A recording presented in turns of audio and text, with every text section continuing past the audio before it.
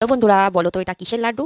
বলতে পারছো না তো? আজকে বাড়িতে বেঁচে যাওয়া বিভিন্ন উপকরণ দিয়ে, যেটা আমরা সচরাচর খাই না, ফেলেও দিতে হয় অনেক সময়, সেই জিনিস দিয়েই তৈরি করে নেব এই সুস্বাদু লাড্ডু। আর এর জন্য লাগছে একটা কড়াইতে, যে কৌটোর নিচে প্রত্যেকের বাড়িতে দেখবেন যে এইভাবে বিস্কুটের গুঁড়ো ভাঙাচোরা থাকে, সেটাকে আমি একটু ড্রাই রোস্ট করে নামিয়ে নিলাম। তারপরে দিয়ে দিলাম সেই কড়াইতে কিছুটা কাঁচা বাদাম, সেটাও একটু হালকা করে ড্রাই রোস্ট করে যতটা পরিমাণ খোসা উঠবে সেইভাবে খোসাটা ছাড়িয়ে আমি বাদামটা মিক্সচার গ্রাইন্ডারে বেটে নিলাম। তারপরে কড়াইতে দিয়ে দিলাম একটু ঘি, তারপরে সেই গুঁড়ো করা বিস্কুটের গুঁড়োটা দিয়ে দিলাম, তারপরে সেই বাদামের গুঁড়োটা দিলাম। বাদামের গুঁড়োটা এমনভাবে গুঁড়ো করতে হবে যেন খুব বেশি মিহি গুঁড়ো না হয়।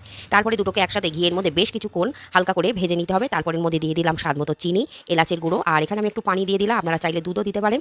এটা সম্পূর্ণ আমার মন গড়া রেসিপি, খেতে কিন্তু একেবারে মন্দ হয়নি। এবার এর মধ্যে দিয়ে দিলাম একটু ঘি, তারপরে আবারও একটু নেড়ে চেড়ে নিলাম। তারপরে স্বাদটাকে একটু বাড়ানোর জন্য দিয়ে দিলাম একটু তিল আর সামান্য একটু নুন। এটা প্রায় হয়ে এসেছে। এবার এটাকে ঠান্ডা করে একটা প্লেটে মধ্যে ঢেলে নেব। হালকা হালকা গরম থাকতে থাকতে এইভাবে লাড্ডুগুলো গড়ে নেব। কেমন লাগলো আজকের এই রেসিপি অবশ্যই কিন্তু কমেন্টে জানাবেন।